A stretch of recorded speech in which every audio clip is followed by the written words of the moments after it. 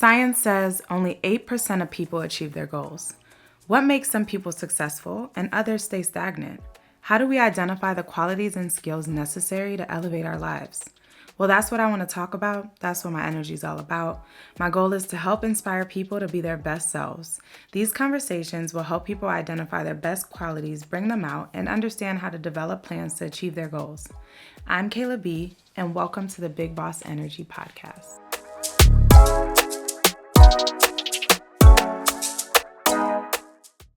What's up, y'all? It's your girl and host, the Kayla B, and today's episode is going to be packed with lots of gems. I'm really excited. I have Emmanuel Jones with me today, who is a financial advisor, top financial advisor, and just embarked on his new own personal endeavor, Jones & Co. Wealth Strategies.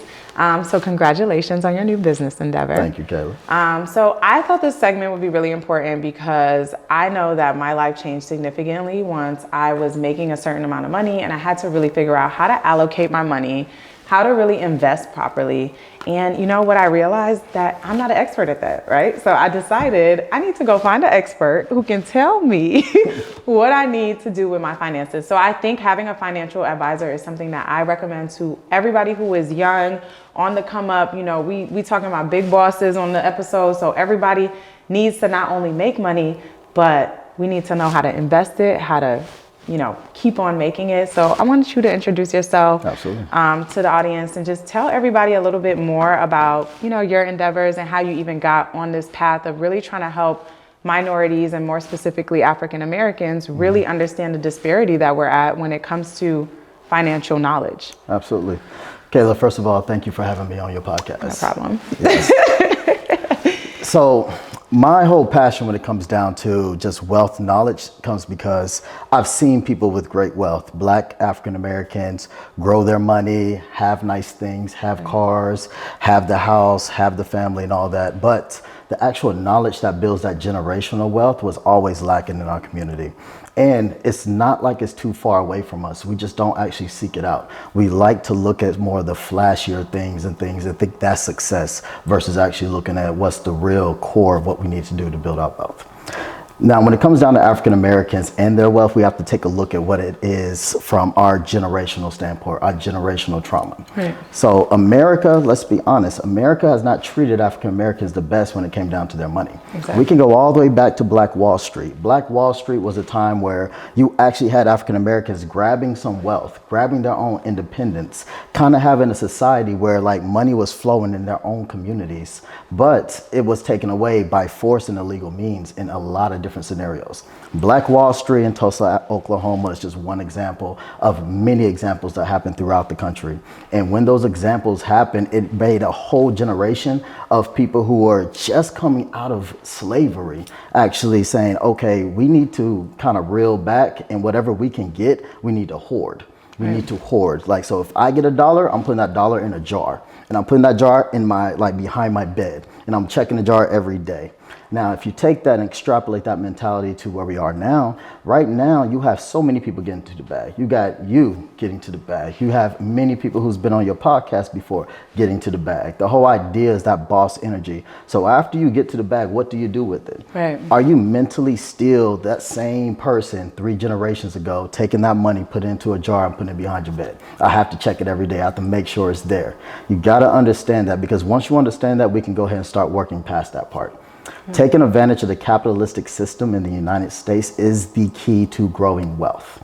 If you save up a total of $400,000, like an average person working can save up a total of $400,000 by the time they get to retirement. Okay. I know we're not talking about average people here, but my clientele, a lot of them are average people making $80,000, $90,000 a year and stuff like that. Save up $400,000, you cannot retire off of that. So if that's what your life savings is, that's not going to allow you to be able to have a fruitful life into retirement. You'll end up having to lean on your family or leave on your kids and things of that nature. But if you start at a really early age, when you first started making that extra money and was investing that same $400,000 could be $2.3 million and stuff like that. And that's a whole different conversation.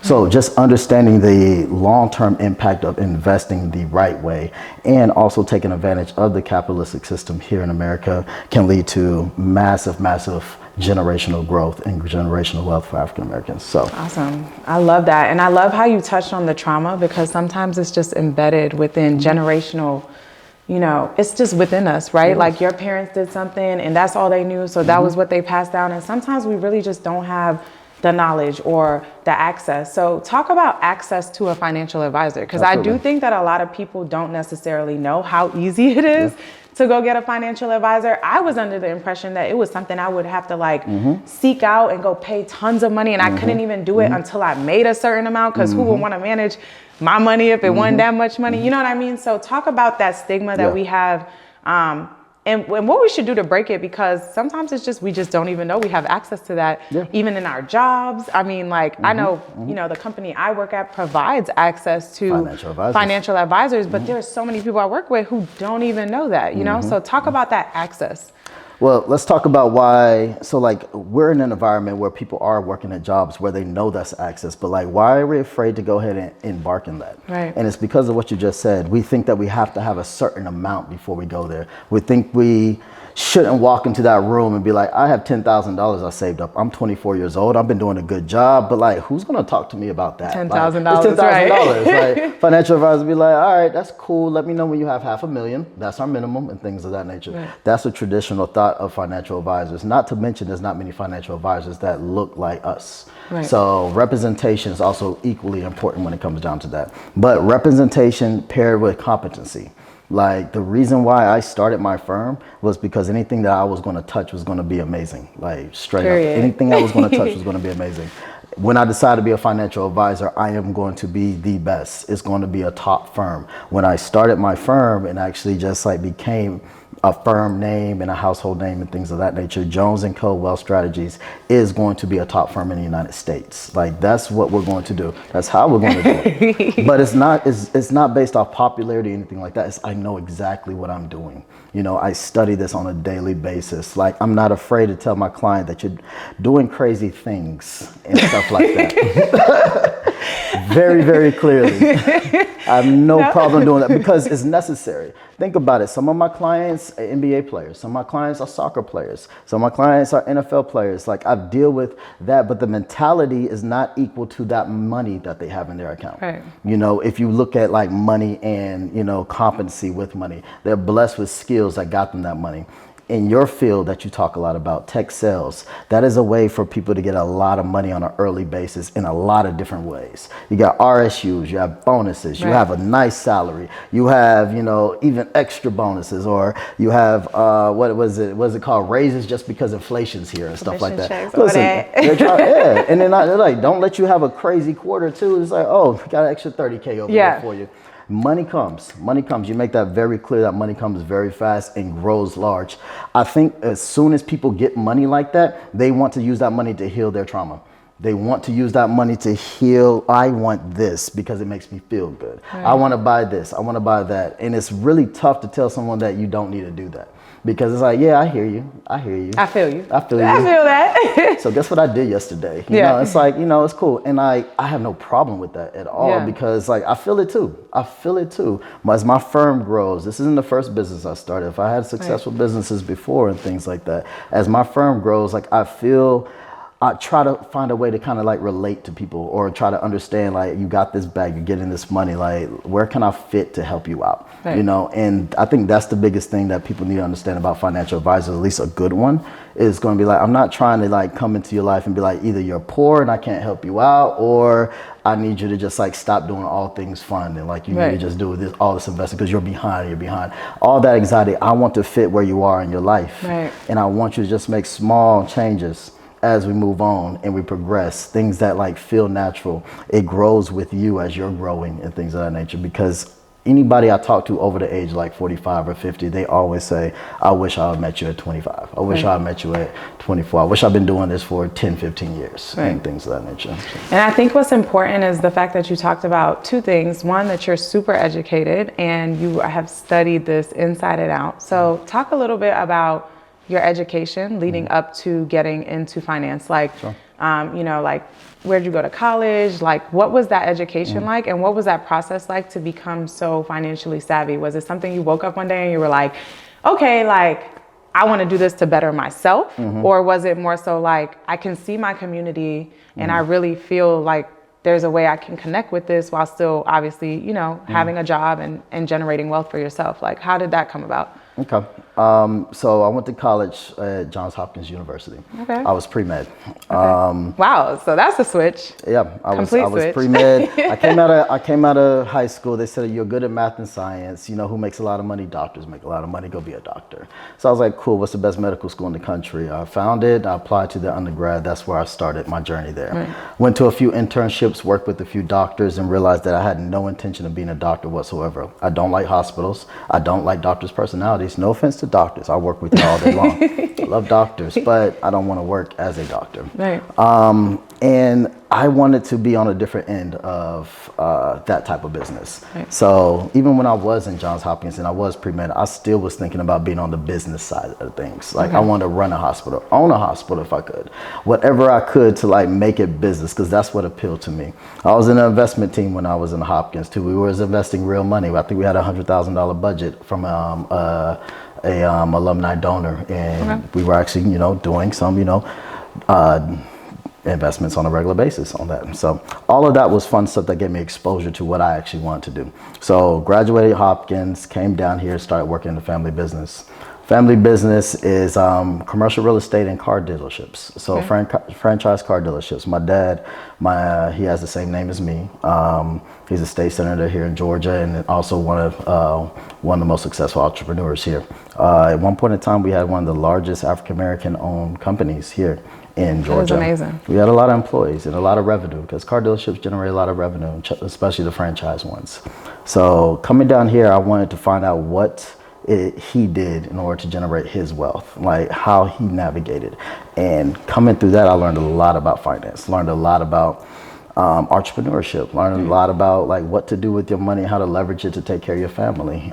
Throughout the years that we were growing up, we went through several recessions and ups and downs. And there's many times where he was so stressed that like everything could be lost if like the credit ratings wouldn't come back the way they were supposed to and things of that nature. So I've just seen and felt that throughout my family and my entire life. So I guess that kind of fueled me a little bit, especially working for him. And then when it got to the point when I left the family business, I spent probably about 3 or 4 months kind of just reflecting.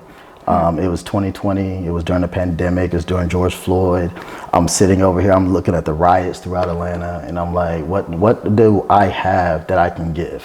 What can I put together to actually benefit us? You know, I can't, you know, there's certain things I just can't do that like help you out. Like, you know, you have this issue with the cops and things of that nature. I don't know how much I can influence that or things of that nature, but what I can do and what I think I'm going to be based in is finance. So I took those strengths and I started focusing on my financial career and building this company to help any and every African American or minority or pretty much African American minorities. I was like, I wouldn't deny, you know, Caucasian money, but my focus and my focus attention is on us. It is very much so on us. No, and I love that. And so talk about a little bit about when it comes down to being able to understand the somewhat privilege you had to being able to see these types of things and then being able to connect that with people who may not come from an environment like that, or how do you relate to clients of yours that, you know, come from a different spectrum in life? And I think it's really important because like you said, it's like sometimes you may be intimidated to go talk to someone about your money because you have this fear that they may want to change things about you or, you know, they may judge you for where you're at. But I think what makes a great financial advisor is hearing me out and being able to understand, okay, this is where I'm at and how do I create an effective plan of what do I want? And sometimes I didn't even know what I wanted until my financial advisor presented what was available to me in these options. So how do you make those connections when, you know, you may have come from like a different side of things and what has that been like interacting and helping those people so far? Well, I guess the biggest thing to understand is like how my different side of things actually looked. Right. So like my dad is from here, like right exactly where we are. Southwest Atlanta Bankhead. Like that's we in the hood right now. Just so you know, it's a nice Airbnb. We in a gentrified spot, right? Like my grandmother's home and the daycare my grandmother started are like less than like 2 miles away from here. Oh, wow. So like when people ask that question, like I always come back and be like, if you are successful in what you're trying to do, like regardless of where you come from, then you are going to have children who will hopefully have the exposure that I did. You know what I mean? And that doesn't make them anything more or less, especially if you bring them around, like expose them to both sides. I can expose you to all this nice stuff over here, but don't forget where you came from. You know what I mean? Don't. Now, forget. and then also, straight up. No, for real. And then also when it came down to it, like, my family being entrepreneurs and being successful, that was not always the case. And not only that, other people that we interacted with, like we seen great wealth and we seen people lose it. We seen where it was almost at the brink of, family losing it at this point. Like I've just seen the ups and downs. So it just came with a really, really huge sense of humility. And then also, I think Shaq got famous for saying this line, but I swear my dad said it first. I think he probably said it to Shaq. But he said, Shaq, that like there was a meme that went out where Shaq was like, I told my kids that I'm rich, y'all not. Y'all broke. My mama just called me the other day and told me that. It's very clear. It's very clear. Like, okay. I've been told that since I was 11. Like as soon as I knew what $1 was and I could spend some money on it and I thought I could ask for money, he made it very clear what it was.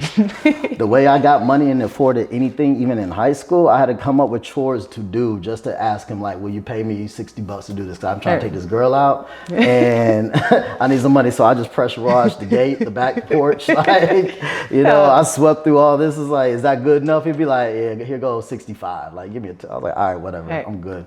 But it's that worth ethic that doesn't go away. And if someone, pulls himself out the mud, builds something for themselves, instills it into their children, and their children can do the same thing, we are touching off like the very, very beginning of some generational shit. Like we really are, because it's way more than just the money you passing down. You know what I mean? A lot of people think they're buying a lot of real estate. I'm gonna leave it to my kids. Your kids don't want to be landlords. They don't. Not your type of landlord. You might have felt real prideful in building up them homes over there, and running around and stuff like that. But your kids, they're like, maybe, maybe not. It really depends. The biggest generational wealth is the knowledge, and then also we can dive into the legalities of it, trust, wills, and things of that nature. You literally can't embed generational wealth. But yeah, so related to my clients, I have a very wide breadth of experience when it comes down to it. And I just try to take any piece that I have to listen to their story and empathize where they're at. And then at the end of the day, I'm gonna come up with a mean financial plan for you to make sure you achieve those goals and stuff like that. Awesome. What do you think are some myths like in our community right now around finance? Like just maybe one or two things you can think of off the top of your head, or sayings that you may hear people saying, and it's kind of like, that is just not right. Like we need to be informed more, just because we have people who want to be informed, like the whole point of this is to really empower people with the skills and knowledge to really change their lives and show success stories, but to motivate, right? To help people understand that it's not on you, it's in you, okay? But you know what I mean? Just talk about like the types of clients that you get to work with every day, how you can impact them. What are some of the myths you feel like in the Black community or just African American community that you're like, okay, we got to shut this down. Like, this is not what it is. A lot of people talk about it. Just any myths off the top of your head that you could think about.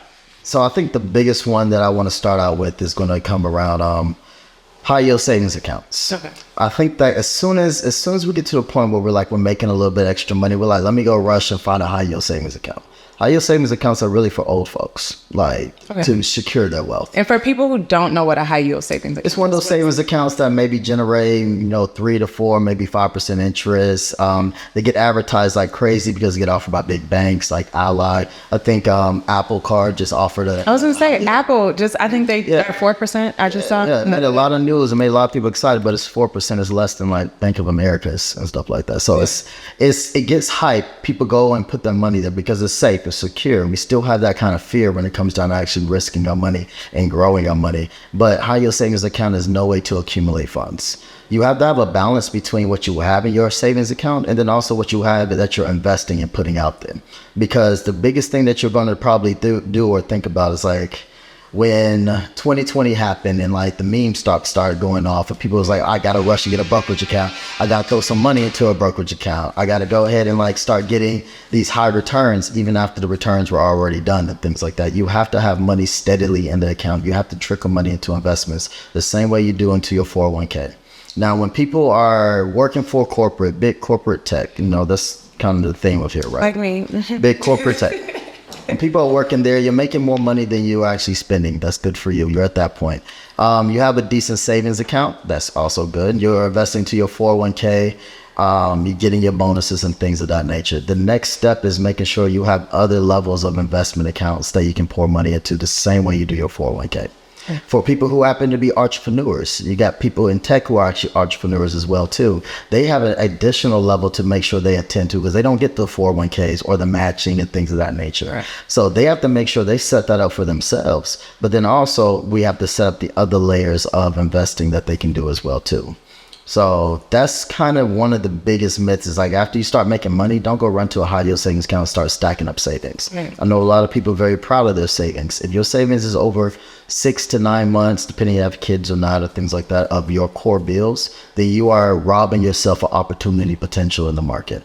And if you understand the market, and if you understand the history of the market, and that's what a financial advisor can sit down and do and explain it all to you, then you're going to know that you need to be in it, at least have some money in it. Now, I think a big thing in our community is we want to have access to our money. Our biggest thing is thinking about, okay, I'll invest, but can I get it back? It's like, you're not actually going to need it back, but like, let's entertain the thought of it. Right. Like, yes, you can get this money back, or this money you won't be able to get back for X amount of years, or this money is retirement money, so it's going to follow these lines of rules and things like that.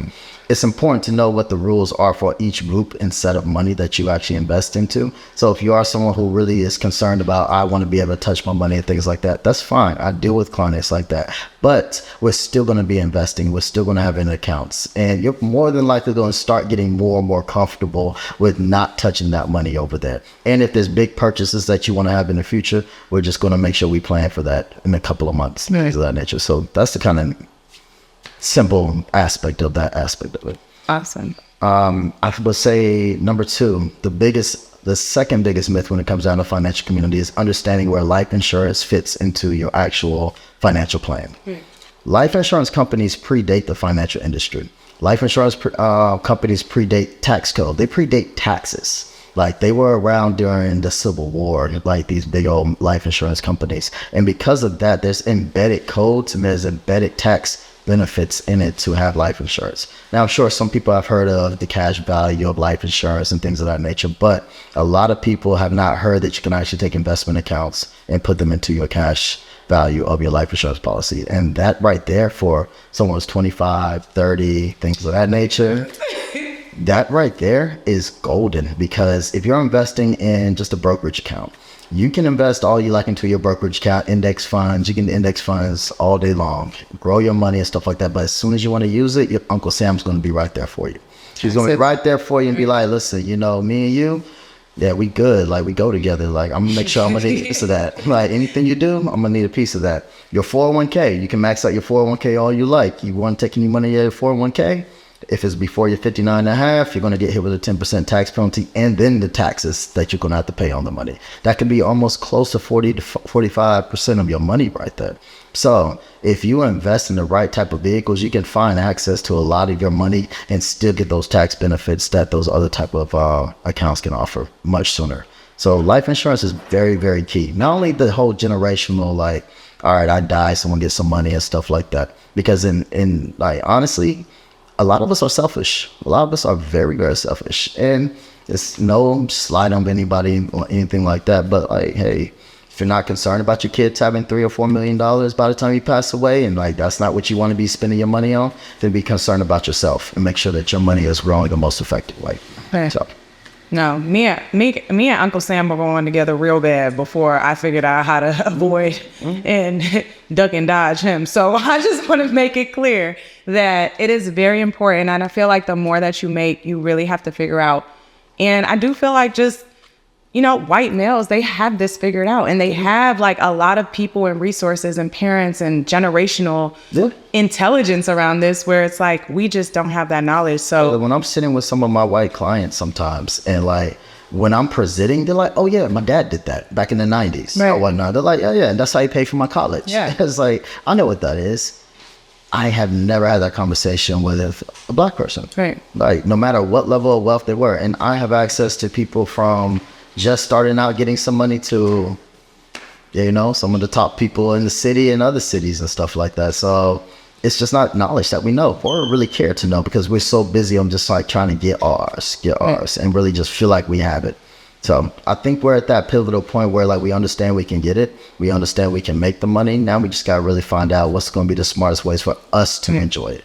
The better you enjoy your own money, the better it's going to be for the next generation. So that's all it is. It's not a selfish thing. It can be a selfish thing, but that still shouldn't stop you from actually like engaging and learning the right ways to be selfish. Right. Honestly. And I think it's so important that you're so passionate about helping other individuals. I know that, you know, before embarking on this journey on your own, you were definitely killing it at one of the top financial firms. I mean, top, what was it, 40, under 40? So I was one of the top advisors, 40 under 40 of Atlanta. Right. In 2022. Right. Awesome. And so my transition happened like this. I was working for the firm, helping a lot of clients, putting it certain accounts, plans, and things of that nature. They were sponsoring all my exams. Like, I am a full financial advisor, fee-only advisor, or fee-based advisor. Like, I can do pretty much everything from A to Z when it comes down to finance. But when I decided to go out on my own and actually make my own firm, there's a certain level you have to hit with some of these top firms where they give you a partnership agreement versus you working for them. And that partnership agreement basically allows you to smoothly transition every single one of your clients. So everyone who's been my client is still my client, and it's been smoothly transitioned, and I can still use anything and everything that they can still offer, along with a bunch of other firms and things of that nature. Awesome. So it's just a way to kind of like really bring to light that we are talking about your wealth. We're talking about your wealth. We're talking about your money at any level. Sit down, have the conversation. It doesn't have to be tense. It doesn't matter if you don't feel like doing things now, want to do things later. Like, just the information feels new to you, and it's like you feel a little nervous. Like, I can feel that from clients sometimes, where it's just like, just relax. Like, I don't need anything from you. Like I really just like sharing this information. Right. And I was like, digest it, think about it. You know, I'll swing back next month, and have any questions, you can ask me and stuff like that. Like, I don't want finance to be a tense topic in our community anymore. I want it to be freely talked about. Like, and that's been kind of like the crux of my success when it comes down to building this fund. Awesome. Well, you've been killing it. I love to see it. I love to see a Black brother out here in these streets get into the bag, but also helping and educating our community, and really putting yourself out there to really educate people more than just put them in position for wealth. It's like, now that you're in position, do you understand what you're actually doing with your money? Being able to have those in-depth conversations. So I really, really love to see it. Yeah. I know it changed my life, and I hope that it's going to change others. So I'm definitely going to leave all your information below for anybody watching. If you're in the Atlanta area, like you just heard, he is one of the top finance. Atlanta and 30 other states. And 30. Hold on. Wait.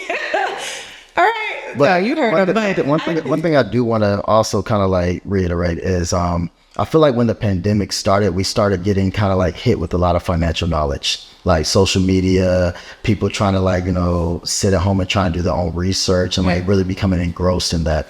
A lot of clients come to me with like pre-thoughts of like what they should do or what they can do and stuff like that. And I want to say, like, I really, really love the fact that we engaged in this conversation, opened up the conversation. But I guess it hurts me, or I get worried when people think that's the Bible. You know what I mean? So like, take the information you learn, take that curiosity that you feel, and then seek out someone who literally has the licenses to talk about it. And that's a huge deal, because I mean, it's going on right now, but like the SEC is cracking down on people who've been giving like financial advice without licenses with a big following. Because if you influence grandma to invest in nothing but index funds or something like that when she's 70 years old, and she does it and she loses her retirement, and like that's going to be a problem. Yeah, that's going to be a huge problem, and it's going to get rectified. So be curious, be interested in these financial people you may follow, the advice, but then also seek out people who have the actual licenses to find that out. Right. Like that's the biggest thing. It can be me, it can be somebody else. I don't really care. The biggest thing is do something.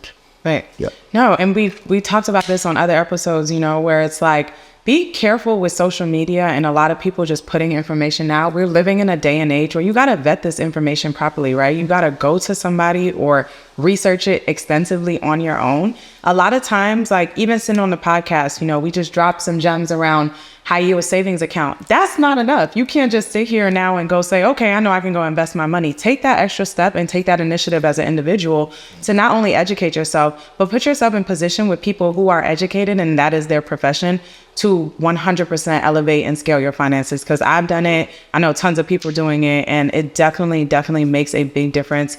Come tax season, come all kinds of seasons, the strategy and the plan that you put in place is how this executes over your life, right? So Facts. I think that it's just awesome what you're doing. Love that you stopped by the podcast today. Big Boss Energy is in the building. What's up? No, and thank you for dropping these gems. I think a lot of people will definitely be able to, you know, advance themselves financially with the knowledge that you've shared today. I appreciate that for having me.